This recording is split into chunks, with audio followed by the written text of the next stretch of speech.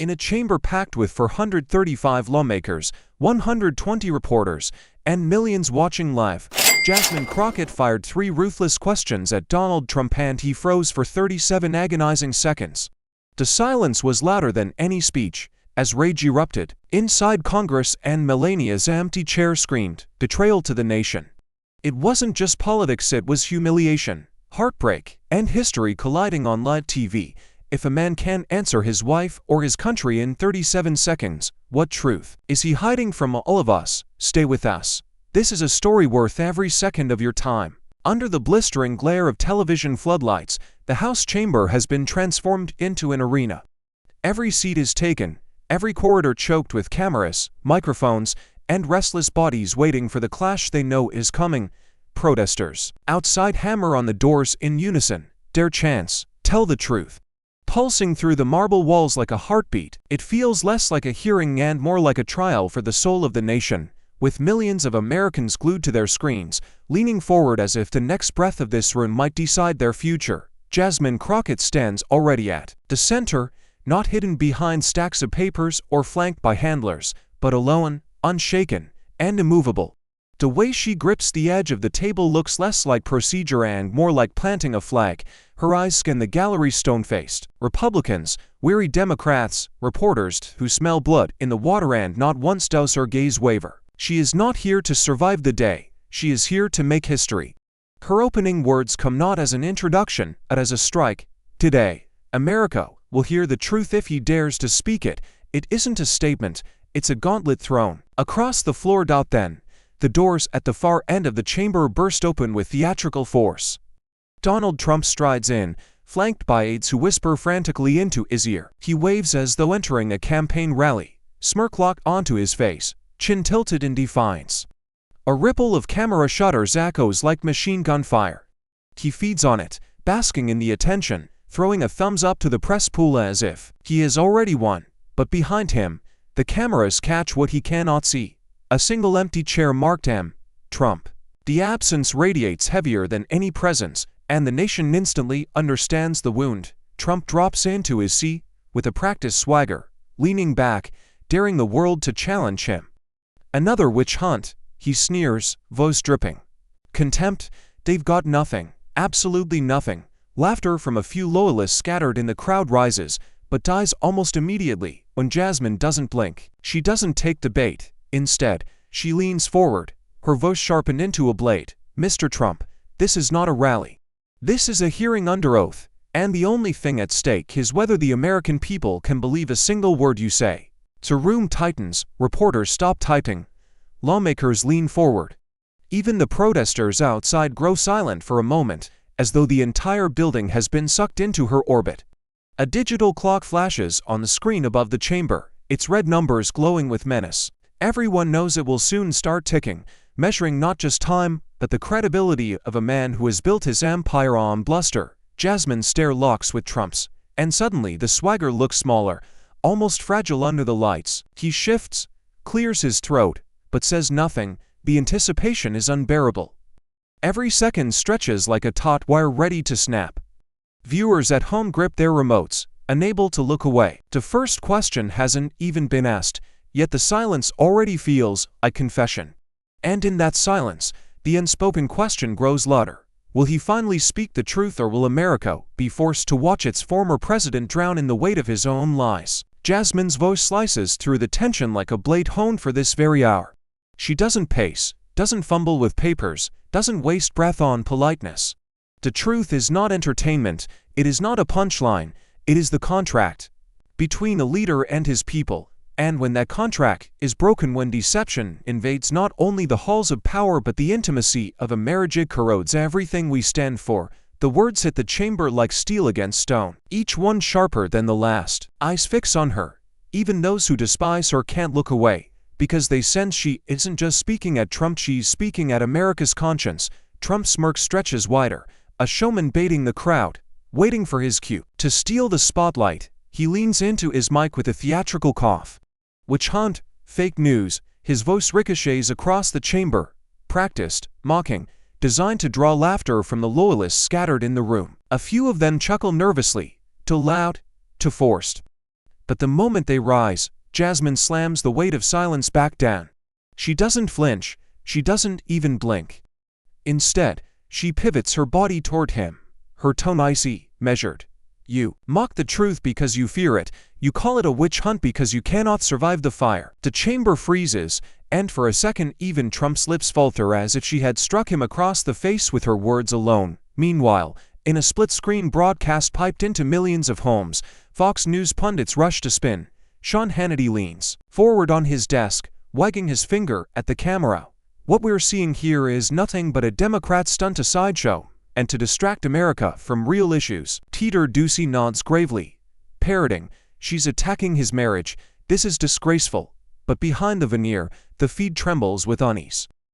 Even their low audience can feel the raw crackle in Jasmine's delivery. Twitter lights up with clips, hashtags explode, and within minutes the story is no longer just a hearing, it's a spectacle the entire nation cannot turn away from. Back inside the chamber, the tension coils tighter. Jasmine doesn't let go of the thread she's woven. She pivots from the scandal to the principle, invoking the one thing that slices through ideology. Family. If a man betrays his wife, she says, her voice dropping low, intimate, like a confession offered on behalf of a country, how can he honor the vows he made to 330 million citizens? How many broken promises will it take before we admit this is not leadership, but fraud? The air seems to collapse into her words, sucking all noise into a void of reckoning. Trump shifts, his smile cracking at the edges, searching for the next insult, but every second he stays silent feels like another nail hammered into the coffin of his credibility. The cameras capture it all, the sweat at his temples, the twitch at the corner of his mouth, the discomfort of a man who built an empire on dominance now staring down a woman who refuses to bow. And as the chamber teeters between outrage and awe, Jasmine delivers the final blow of the opening salvo. This is not about cartoons or headlines. This is about trust, and trust, once shattered, does not return. Not to a marriage, not to a family, not to a nation. The line detonates, rattling walls, rattling screens, rattling the carefully curated myth of invincibility Trump has carried for decades, and in the echo that follows, America leans closer, hooked by one unshakable truth. The fight has only just begun. The chamber hums with restless energy, every camera light burning like a cross-examination lamp. Jasmine leans in, her voice no longer a speech but a scalpel. Mr. Trump, yes or no, did you deceive Melania about your relationship with another woman? The words slice through the air, shocking in their bluntness. Trump's lips part, but no sound comes. He shifts in his chair, fingers drumming, his smirk suddenly brittle. The crowd inhales sharply, the silence already louder than any denial. She doesn't give him time to wriggle. Second question, yes or no, did you deceive the American people when you polled them? Family values define your leadership. Her voice rises, sharp enough to pierce the heavy stillness.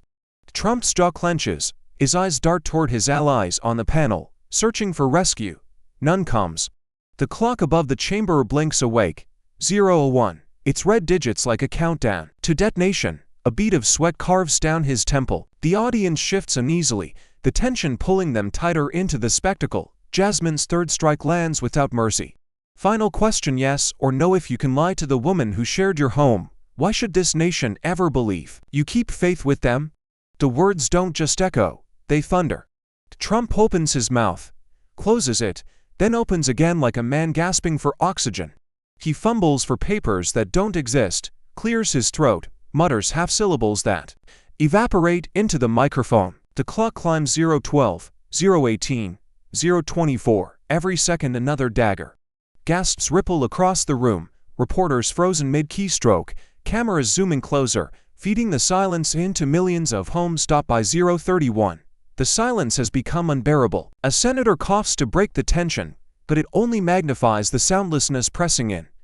The protesters outside grow louder, their chants now audible through the stone walls. Answer. Answer. Answer. Trump shifts again, tugging at his tie. Eyes narrowing as if rage could substitute for words. Still nothing. The timer blares at 0:37, locking the moment into history like a scar carved across the nation's conscience. Jasmine straightens, her gaze unwavering. She doesn't need to raise her voice. The silence has done the work for her. If the man who claims to lead cannot answer his wife, she says, each word landing like a hammer on steel. How can he answer his country? The chamber erupts, gasps, murmurs, flashes of cameras exploding like gunfire. The smirk is gone, the armor cracked, and the world has just watched a man who once thrived on dominance reduced to the emptiest thing of all. Silence. And in that silence, a darker question begins to claw its way into every viewer's mind. If he cannot face the truth here, under oath, then what truths has he already buried, where no one dares to dig? Trump snaps back to life as if the silence never happened, his voice booming into the chamber like a cannon blast meant to rattle every wall. You're irrelevant, a puppet. Nobody even knows your name outside of this room. His finger jabs the air toward Jasmine with the same swagger he uses on rally stages, desperate to claw back control. You're nothing but a mouthpiece for a corrupt party that's been out to get me since day one. You don't matter, and neither does this circus. The insults spill out, sharp and frantic, each one meant to reduce her to ash under the glare of lead cameras. But Jasmine doesn't flinch. She lets the storm roll, her posture unshaken, her gaze locked on him like a hunter who already knows her prey is trapped. When she finally speaks, her tone is calm, measured, cutting deeper than any raised voice could. Mr. Trump, your words reveal your fear. A man secure in truth does not lash out with lies. A leader confident in his record does not tremble when questioned by a woman and afraid to stand. The chamber tightens, the insult boomeranging back to its source, and for the first time his bluster looks less like strength and more like desperation. The audience feels the shift instantly. Gasps ripple through the crowd, then murmurs of approval, the sound of composure winning against chaos. Even some of Trump's allies avert their eyes, unwilling to meet the gaze of the woman who refuses to be silenced. Reporters furiously type, capturing not just words, but the power dynamic tilting in real time. The camera cuts to Trump's face, his jaw clenched, eyes narrowing, lips pressed so tight the smirk can't find its way back. He pounds the table once, a hollow thud echoing like a gavel against himself. Don't lecture me, he spits, voice rising with every syllable. I built empires, I was president, I put America first. But Jasmine doesn't yield an inch. She leans closer, her voice a whisper sharp enough to slice the silence. And yet here you are, unraveling because one woman dared to ask you 3 simple questions. That is not strength, Mr. Trump, that is fragility dressed as power. The words hang heavy, and the camera lingers on his face as the chamber erupts, half in outrage, half in applause. The tension boils, the chamber becoming a battlefield of voices, some shouting him down, others shouting her down. Through the chaos, Jasmine remains poised, the eye of the storm. She folds her hands, the embodiment of control, and in that stillness the audience finds their anchor. Outside, the chants of protesters grow louder, pounding against the walls, like a drumbeat of accountability. Trump glares, fists tightening, but he doesn't interrupt again. For a fleeting second, his silence feels like surrender.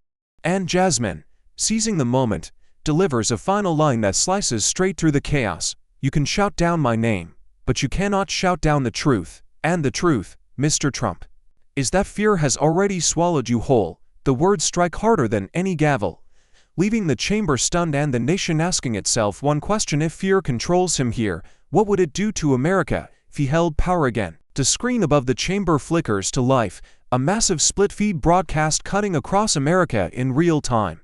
On one side, the solemn faces of lawmakers bracing for the next blow. On the other, Fox News anchors already spinning chaos into triumph. Sean Hannity leans forward on his desk, eyes burning with rehearsed indignation, his fist pounding as he declares, "What you're seeing in Washington is nothing but a witch hunt." Donald Trump stands strong, and the people know it. Peter Doocy joins in from the White House lawn, his tone heavy with false gravity. Crockett is weaponizing family values to humiliate the former president. This is disgraceful, un-American. Then Fox and Friends cuts in, their panel nodding furiously, voices rising in chorus. The president is a victim. His silence wasn't weakness, it was strength. The words are absurd, yet they're piped into millions of homes, wrapped in authority, dressed up as truth. The chamber reacts in stunned disbelief, whispers crashing through the rows of lawmakers like a rising tide. Jasmine waits, hands folded, letting the hypocrisy marinate in the air until it stinks. Then she strikes with precision, her voice slicing sharper than the anchor's nose.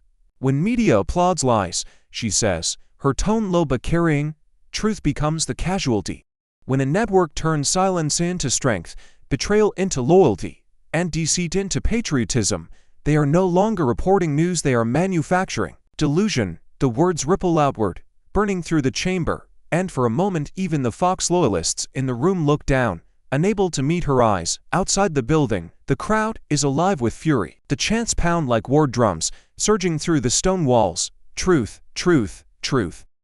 Thousands of voices moving as one, their rhythm so loud it bleeds into the microphones inside the chamber. Reporters' cameras tilt to catch the protests, the hand-painted signs, the furious faces, the waves of fists punching the air in defiance. Police form a perimeter, but the sound only grows, vibrating through the floor beneath the lawmakers' feet, a reminder that the country is watching and demanding answers that can't be spun away. Inside, Trump smirks at the Fox clips, almost smug, as if the Yankees were his private defense team on national payroll. But Jasmine doesn't look at him, she looks straight into the cameras broadcasting live, speaking not to the chamber but to America itself. Do you hear them outside? She demands, her voice rising to meet the chants beyond the walls. That is not fake news, that is not a script. That is the voice of the people, angry, betrayed, awake. The chamber erupts, gasps mingling with cheers, the tension snapping like glass under pressure. Trump shifts uncomfortably, but Jasmine keeps her eyes locked on the lens, refusing to release her grip on the national spotlight. The chants intensify, thundering now. Truth, truth, truth. They shake the marble, they pierce the cameras, they drown out even Trump's attempts to mutter over her words.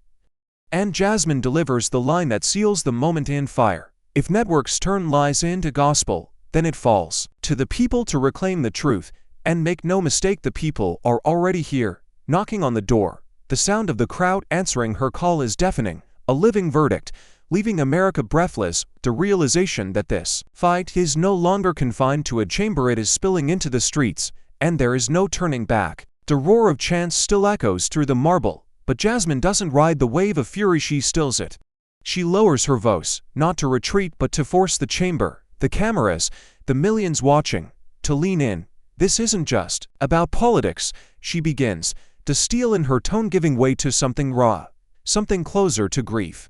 This is about trust, the kind of trust every family builds day by day. A husband to a wife, a father to his children, a leader to his people. When that trust is broken, it doesn't just vanish. It shatters, and the pieces cut everyone around it. The gallery quiets, as though a hush has fallen over a church at the moment of confession. Her eyes sweep across the chamber, past Trump's hardened stare, past the lawmakers shifting in their seats, and land squarely on the camera lens.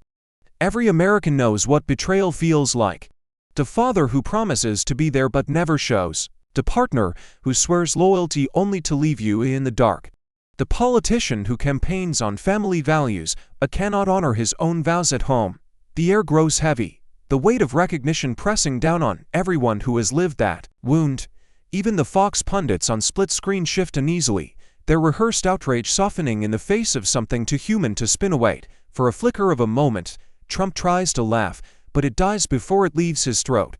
His silence is not defiance now, but discomfort. Jasmine seizes it, not with fire but with empathy sharpened into truth. I will not mock Melania, she says firmly, her voice quivering just enough to reveal the ache beneath.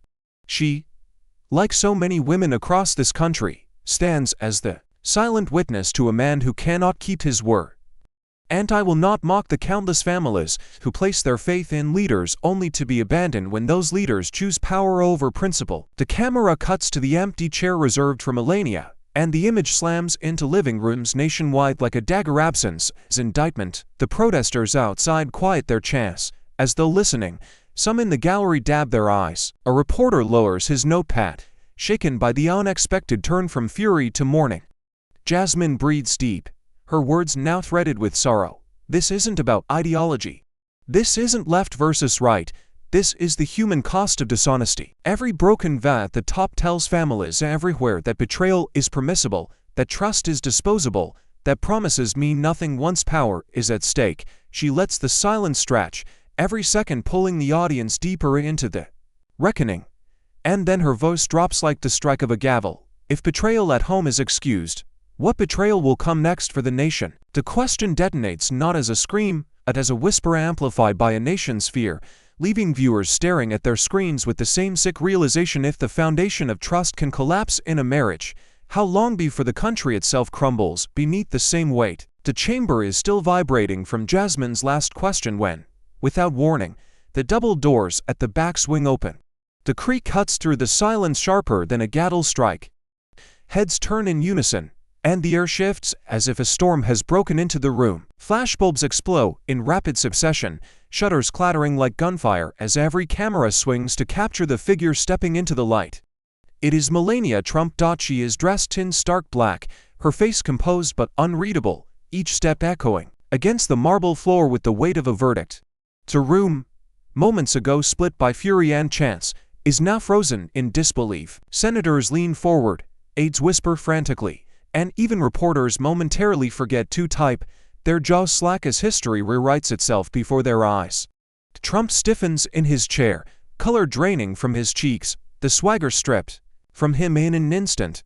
He had not expected her, not here, not now. The cameras close in, lenses drinking every flicker of her expression. Networks cut their feeds from pundits mid-sentence, racing to broadcast the image of the First Lady turned unexpected witness. The gallery erupts in murmurs that build like rolling thunder, the suspense so thick it drowns out the ticking clock still glowing above. Protesters outside catch wind of her arrival, their chants shifting into a new rhythm. Melania, Melania, a roar that seeps through the walls and rattles the chamber itself. Jasmine does not flinch. She steps forward, her voice steady, carrying over the chaos with the clarity of a bell. The nation stands with truth-tellers, she says, her eyes locking with Melania's. It is not mockery, not pity, but recognition, a warrior acknowledging another who carries a different kind of wound. The moment electrifies the room, a collision of political theater and personal reckoning so intense that even the most seasoned lawmakers feel the air pulled from their lungs. Trump tries to rise, but his chair seems to anchor him.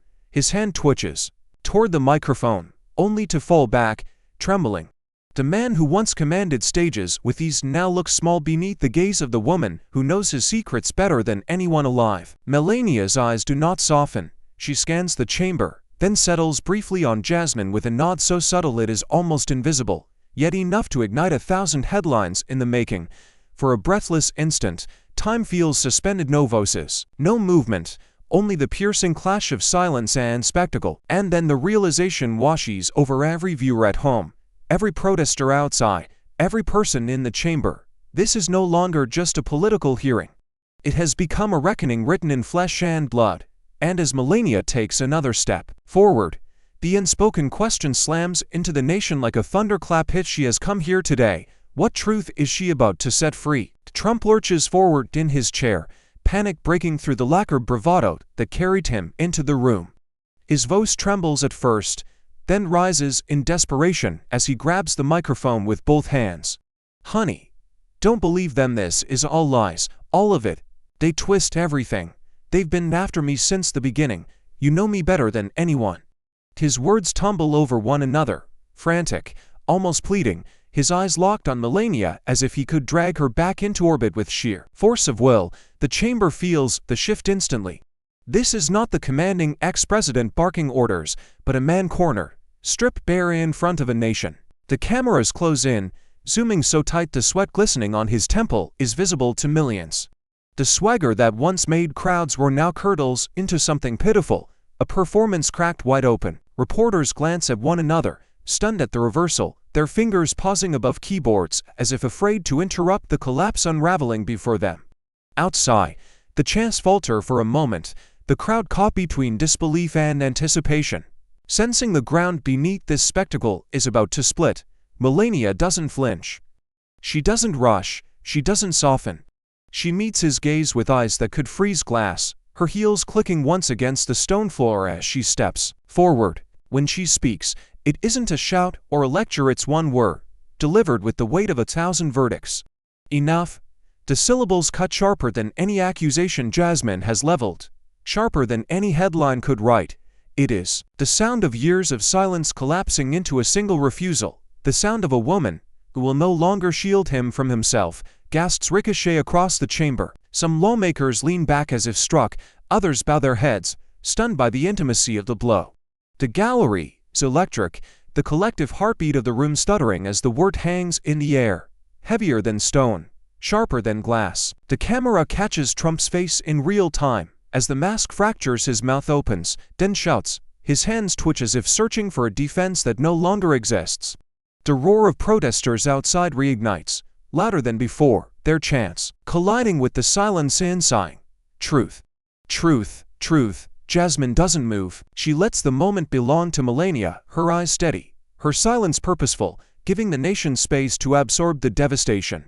Because this is no longer just political theater, it is betrayal en masse on the most public stage imaginable. The whole country is watching a marriage unravel in the very seat of American power, and no spin doctor can stitch it back together. The feed beams across the nation, into diners and living rooms, airports and phone screens. Millions of viewers, holding their breath, and as the chamber sits frozen in the aftershock of that single word, one truth becomes undeniable when the closest witness declares enough. The question is no longer whether he lied, but how much deeper the lies still run. The chamber is a pressure cooker. The silence after Melania's single word vibrating like a live wire stretched to its breaking point. Every camera stays fixed on her, lenses drinking in every flicker of her expression. Slowly, with the same precision she once used to stand beside him at world summits, Melania reaches for the microphone clipped to her collar. The metal scratches faintly as her fingers graze it, the only sound in a room holding its breath. She doesn't speak, she doesn't need to. In one clean motion, she pulls it off, the soft click echoing louder than Trump's shouts. The gallery gasps, murmurs cascading like a wave through the chamber. Trump half rises from his chair, his voice cracking. Wait. Melania. Don't. But she does not turn. She doesn't even glance at him. Her heels strike the marble floor, in sharp, deliberate beats, a cadence of finality that no one can mistake. With each step, the illusion of loyalty he built for decades splinters into shards under the nation's gaze. The camera tracks her back as she moves toward the towering doors, a silhouette framed by light, her exit transforming into a symbol outside. The crowd senses it instantly. The chants fracture, then surge back with renewed fury. Melania, Melania, mixes with truth, truth. Until the sound shakes the pavement, social media detonates in real-time. Clips of her removing the microphone replayed, looped, dissected. Hashtags flood the timeline. Hashtag she walked out. Hashtag enough. Hashtag truth first. News alerts scream across phones, push notifications lighting up like flares. In diners, living rooms, subway cars, millions of Americans sit in stunned silence, staring at their screens as history writes itself in real time. Trump collapses back into his chair, fists clenched, face flushed, words fumbling out in incoherent fragments. She's confused. She doesn't mean it. Fake news. But no defense can fill the void her absence leaves. His voice drowns in the echo of her footsteps, each one replayed in the minds of those watching. For the first time, the emperor is not just stripped of his clothes, he is stripped of his shield. Jasmine rises, her timing surgical. She doesn't shout, she doesn't need to. Her voice is steady, resonant, cutting through the chaos with a clarity that stills even the protesters outside.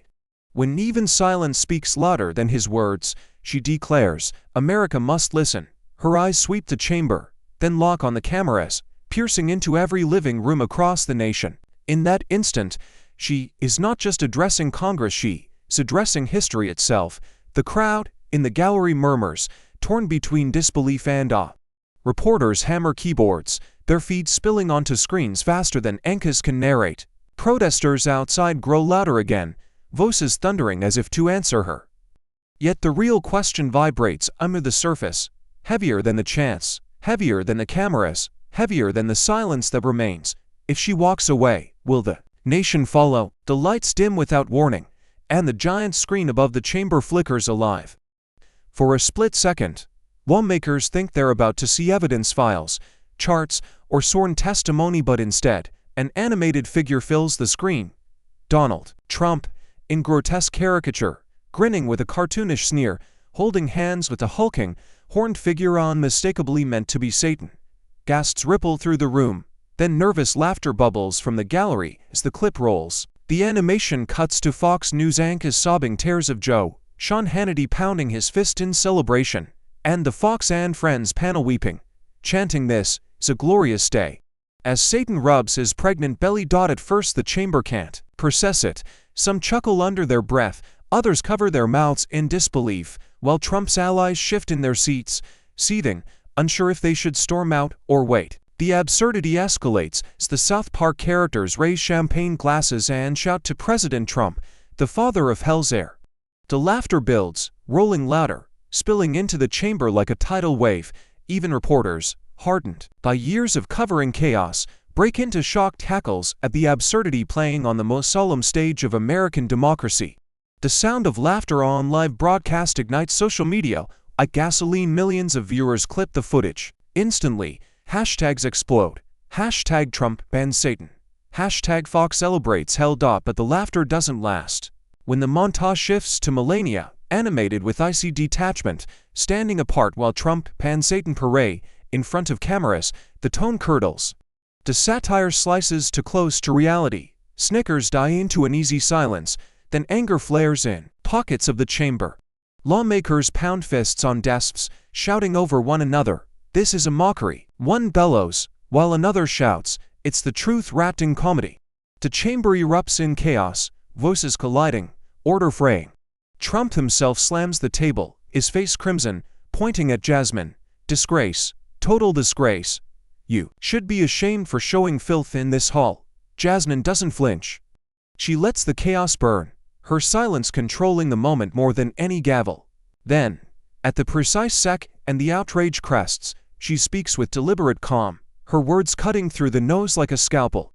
"This is not comedy. This is a mirror. When a cartoon can capture more honesty than a leader, we should all ask ourselves what that says about the state of our democracy." The chamber stills. Even those who disagree are forced to reckon with the sting of her words, because the image of Trump hand in hand with Satan, celebrated by the very network that defends him daily, now lingers in their minds like a scar they can't scrub away. Outside, protesters scream louder, chanting truth, truth, as if answering her. Inside, the tension is unbearable, every viewer at home waiting for Trump to fire back, waiting to see if he can spin the unspinnable. And in that breathless pause, Jasmine seals the moment. When satire cuts deeper than your speeches, it's not because comedy is cruel, it's because the truth you fear has already been exposed. The words hang heavy, and the nation leans closer, gripped by the chilling thought, if laughter reveals the cracks, what horrors might the truth itself uncover next? The screen flickers again, the South Park montage fading into a live video feed. The chamber, already rattled by satire, braces for more. And then his face fills the screen. Kid Rock, baseball cap tilted, sunglasses gleaming under studio lights, grinning as if the entire nation is his private stage. He leans close to the camera, his drawl unmistakable. "Man, now that I know he's always been Satan, I'm thrilled. That's badass. He's been hiding it all these years, and finally boom. Truth's out. Hell, I'll write a song about it tonight." His laugh is wild, echoing through the chamber speakers like a taunt, a carnival of absurdity crashing into the gravity of the hearing. Gasps and groans ripple through the lawmakers. Some smirk, embarrassed by the ridiculousness, others scowl in open disgust. Trump shifts in his chair, unsure if he should grin at the support or cringe at the spectacle. His lips curl into something halfway between pride and panic, his body language betraying the confusion of a man being endorsed for the very thing he has spent hours denying. Reporters hammer their keyboards as if racing against time, already crafting headlines too bizarre to be real. Kid Rock backs Trump's Satan revelation. The chamber feels split between comedy show and courtroom, and the tension is unbearable. Jasmine doesn't laugh, she doesn't smirk, she lets the silence stretch just long enough for the absurdity to sink its claws into every viewer at home. Then she leans toward the microphone, her tone cold and surgical. "This is what passes for leadership. Endorsements." The words drop heavy, scalding the air. Her eyes sweep across the chamber, then back to the screen, where Kid Rock still grins like a man who believes his words carry the weight of history. She doesn't need to raise her voice, the disdain in her delivery is thunderous. The gallery murmurs, shifting uneasily, the emotional beat transforming from shock into outrage. Some laugh nervously, but others whisper to each other in disbelief. How could a man once entrusted with the presidency reduce the defense of his honor to a musician bragging about Satan as if it were a punchline? Protesters outside seize the moment, their chants shifting once again. Not a joke, not a joke. The sound climbs, rattling windows, fusing with the atmosphere inside. Trump tries to interject, his voice brittle. Kid Rock's a patriot, a great American, a friend, but Jasmine cuts through him with the precision of a blade. A patriot defends truth, a leader defends families. What you defend is mockery dressed as loyalty. And every American watching knows the difference. Her words slam into the chamber, reverberating across the cameras, broadcasting live into every home. The laughter has soared into anger, the absurdity into humiliation. The camera lingers on Trump's face, the mask slipping further with each second, while Jasmine sits back, her eyes never leaving him. And as the feed of Kid Rock fades to black, her voice carries the weight of the room, anchoring the moment. In stone, if the measure of a leader is who cheers him on, then America must ask itself when the circus applauds, who is left to lead the country? The chamber is still buzzing from the absurdity of Kid Rock's endorsement, reporters shaking their heads as they type, lawmakers whispering furiously into each other's ears. Jasmine waits until the nose has swelled to its peak, then she raises her hand and the room obeys, the silence settling heavy like a curtain drop. Her eyes find the cameras again, millions of Americans staring through their screens, hungry for clarity in a sea of chaos. Her voice emerges slow, deliberate, every syllable carved to land like a hammer. Satire is meant to entertain, she says, pausing just long enough for the weight of the words to sink in, not to excuse corruption.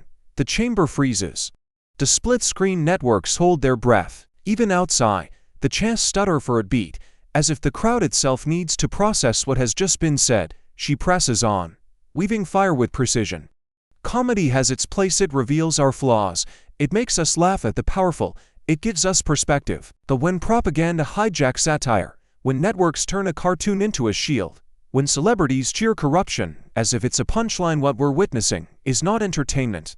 It's the normalization of betrayal. It's the lowering of the bar until no lie is too big to laugh away. The words spill into every corner of the chamber, ricocheting off marble and into living rooms across America. On social media, live comment feeds explode with lines clipped directly from her speech. Satire is not a shield. Lies are not jokes. Trump shifts in his chair, visibly uncomfortable, but Jasmine refuses to release him from the vice. When networks transform misconduct into spectacle, she continues, her tone now razor sharp. They teach Americans that truth is negotiable, that character doesn't matter, that power can survive on applause alone.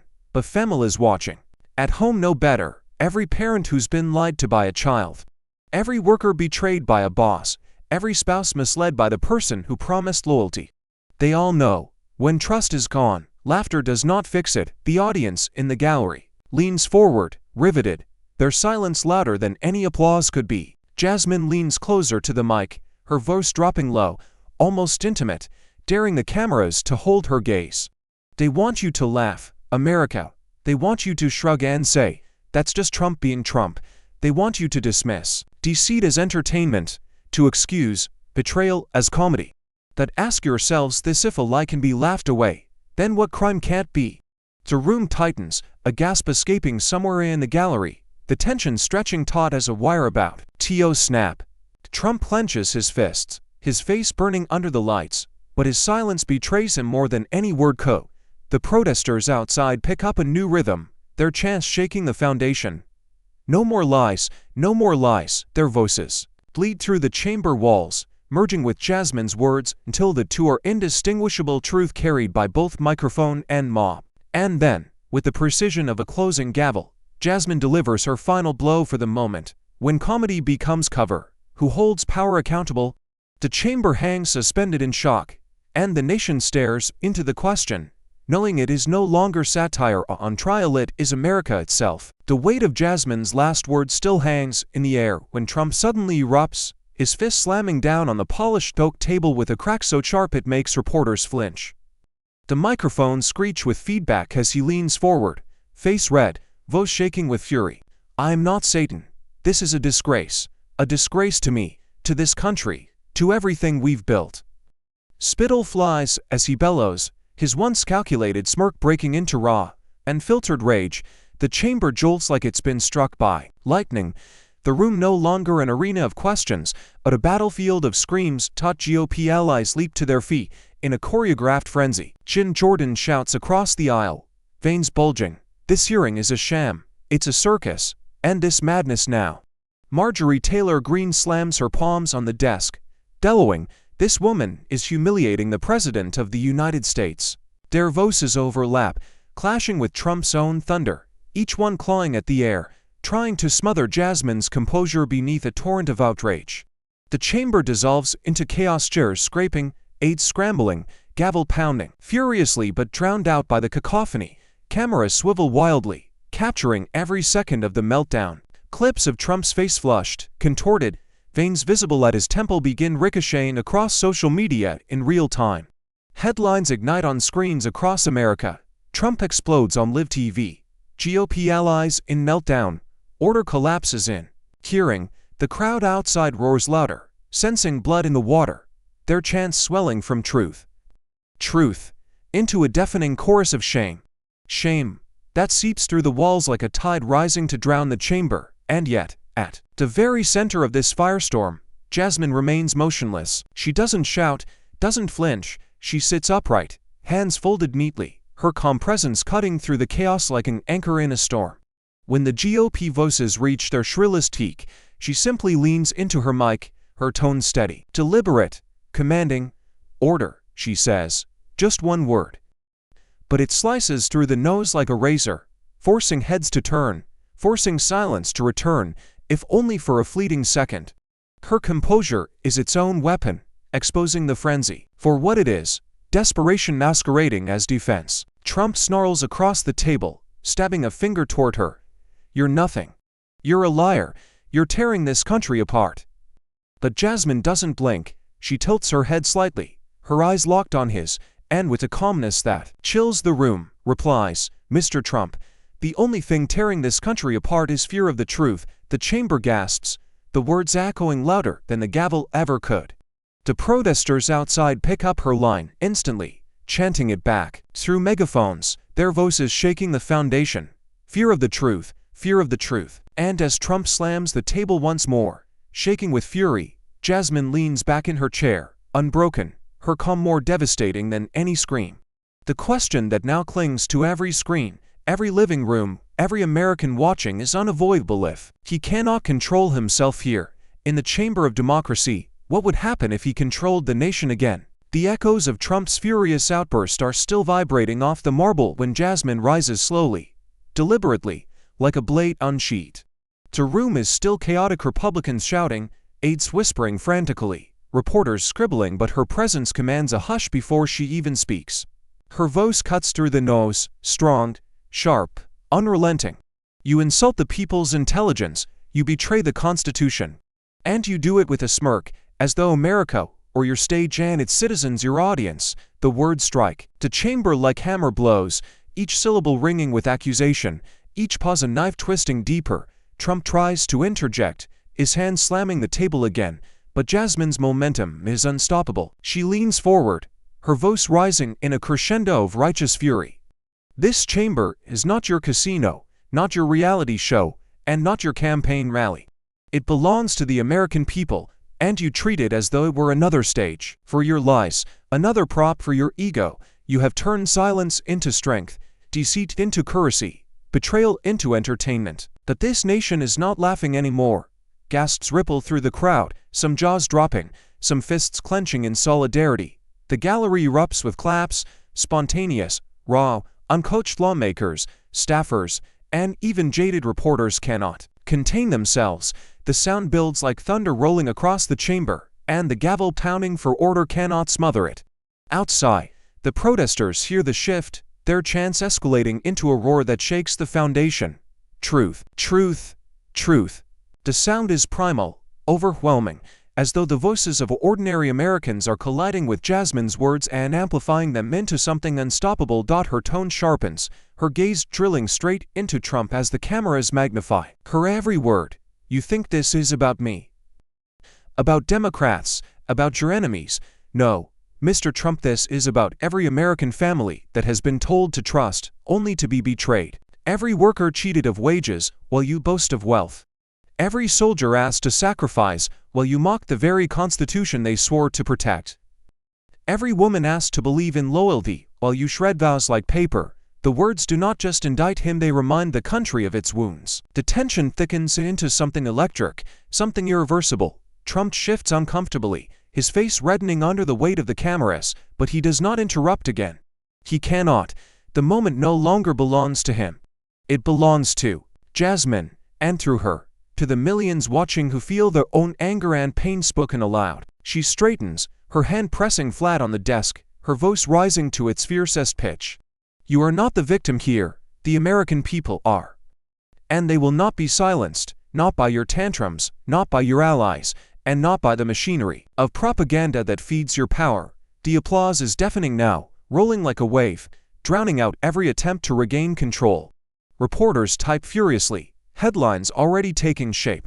Crockett roars, chamber erupts, protesters outside scream even louder, their chants fusing with hers until it feels like the very building is alive. Jasmine raises her chin, eyes blazing, and delivers the line that detonates like dynamite.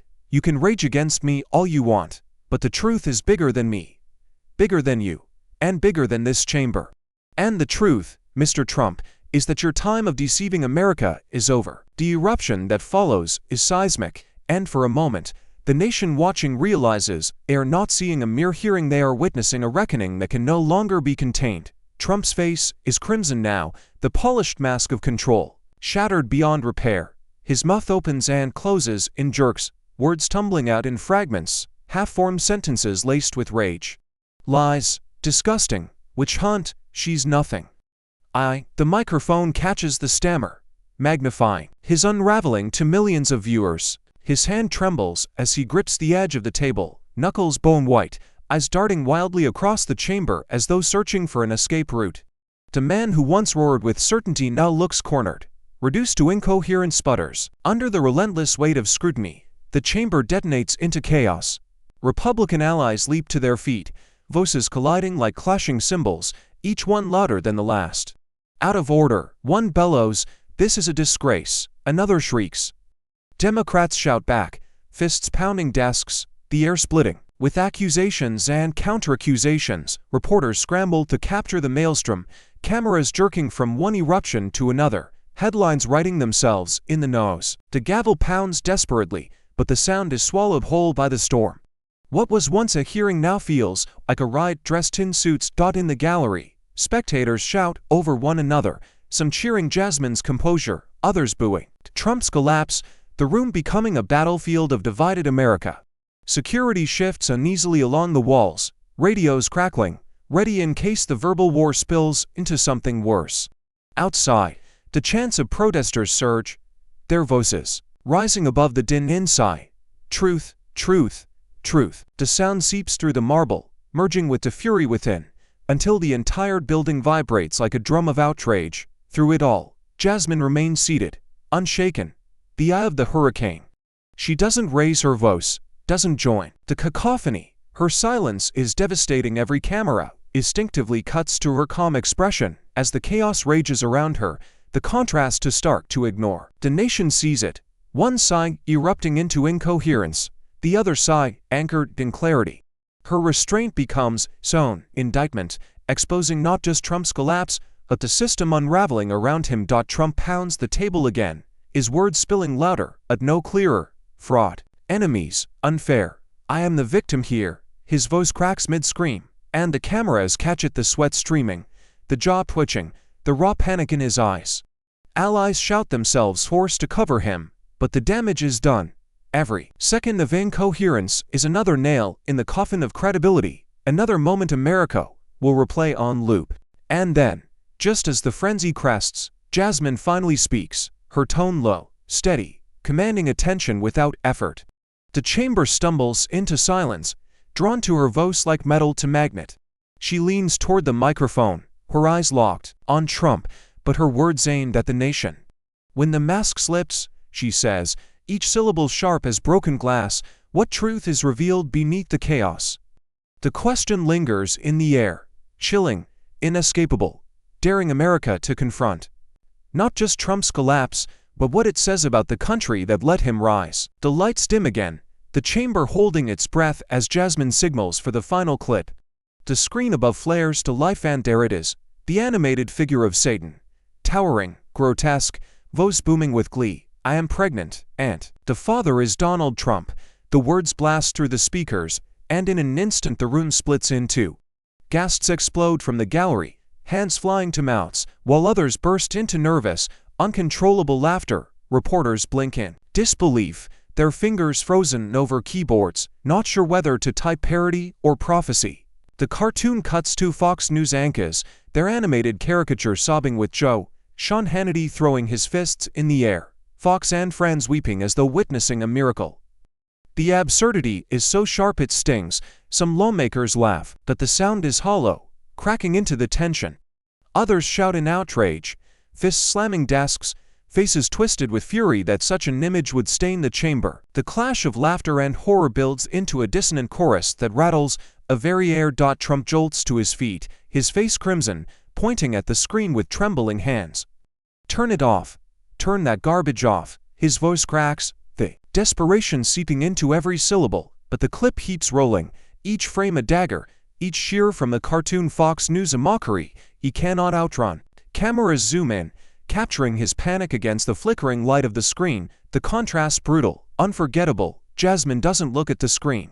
She keeps her eyes on Trump, unblinking, letting the spectacle do the work. The chamber vibrates with unbearable tension, after colliding with outrage, disbelief colliding with fury, until the sound feels like thunder trapped in a box. And when the clip finally fades to black, silence crashes down heavier than any knows before it. Jasmine leans toward the microphone, her voice quiet but lethal, slicing through the silence. When a cartoon reveals more truth than your speeches, it's not comedy anymore, it's indictment. The chamber erupts in gasps, and the nation watching knows this moment is more than spectacle. It is humiliation broadcast live, and the question now clawing at every heart is darker than satire. If the joke feels this real, what does that say about the reality he's been hiding?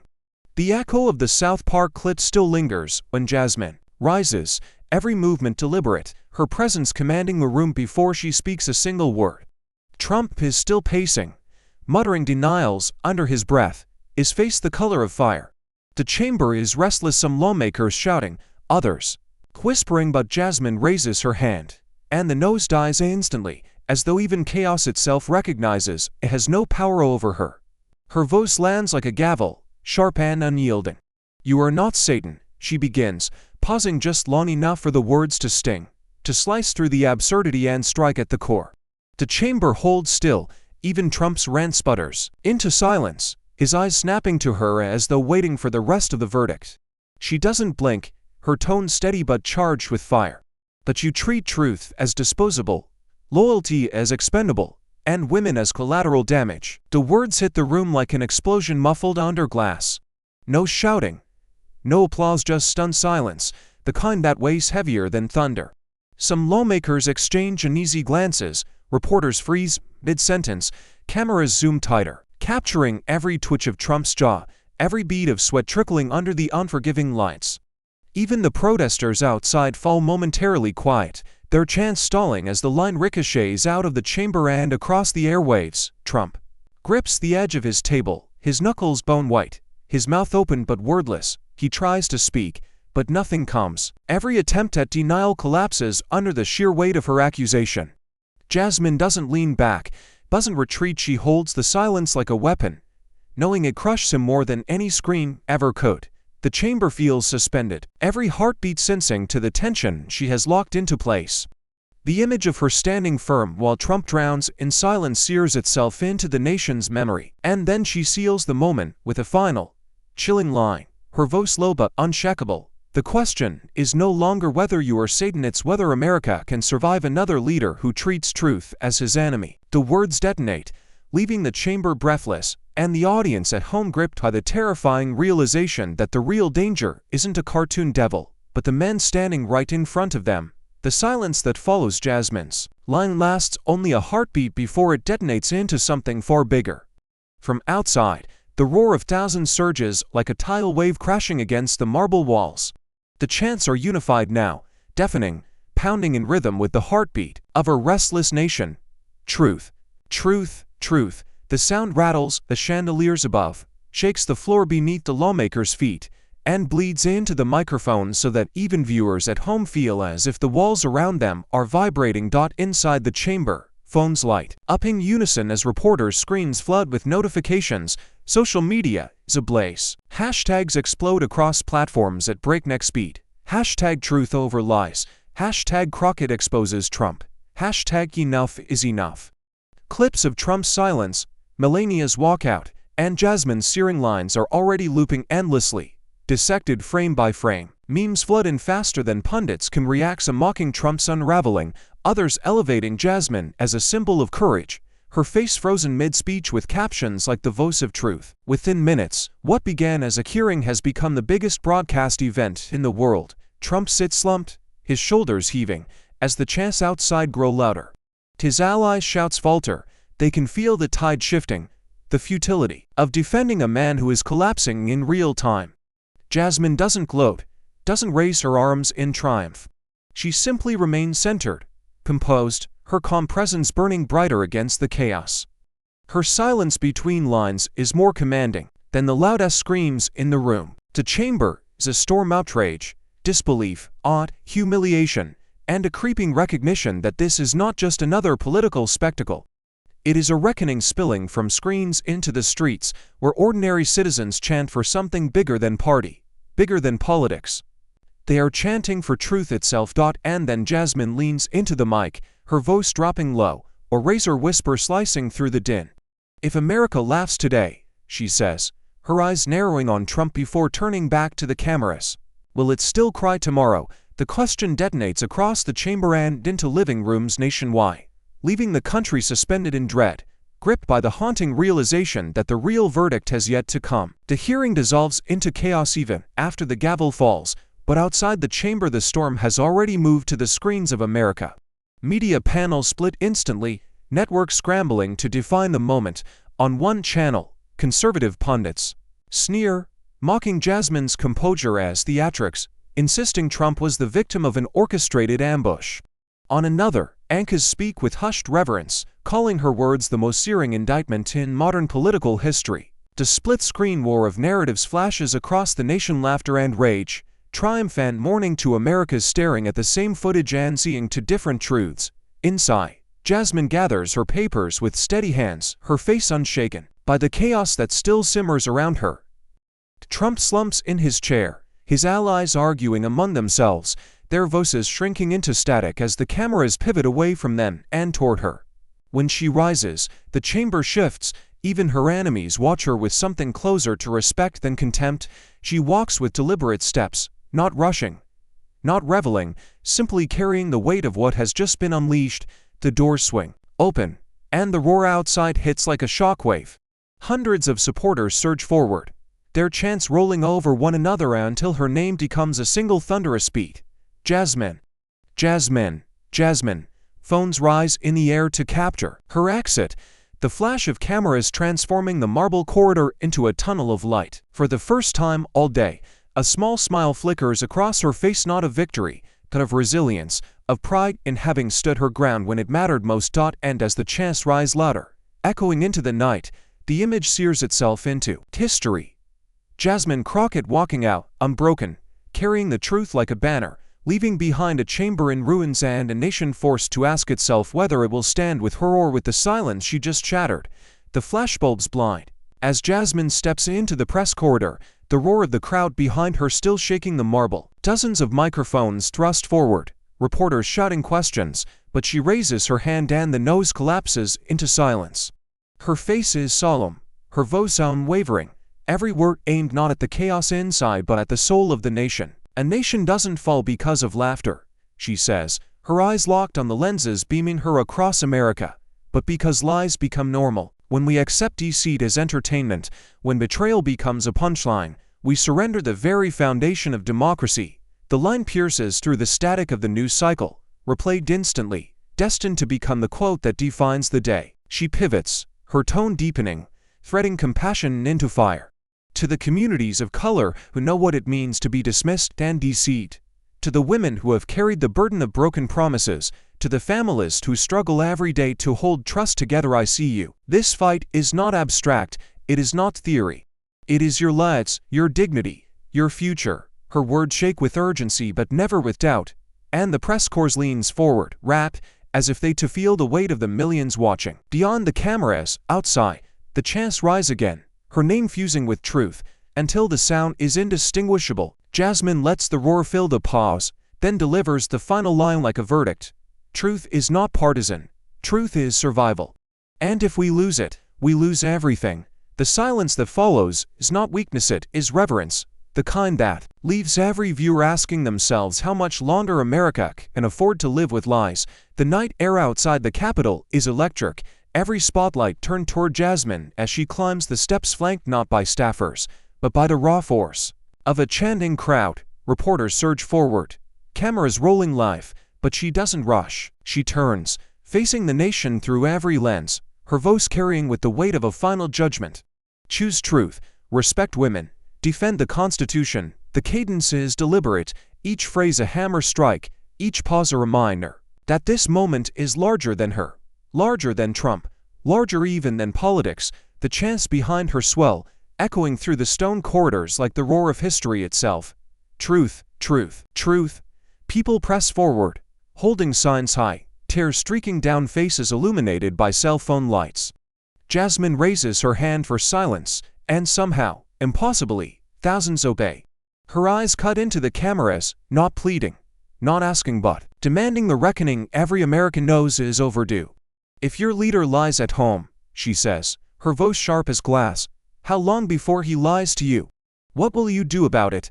The question detonates across the airwaves, impossible to escape. In living rooms, diners, airports, the words echo like a challenge hurled at every citizen.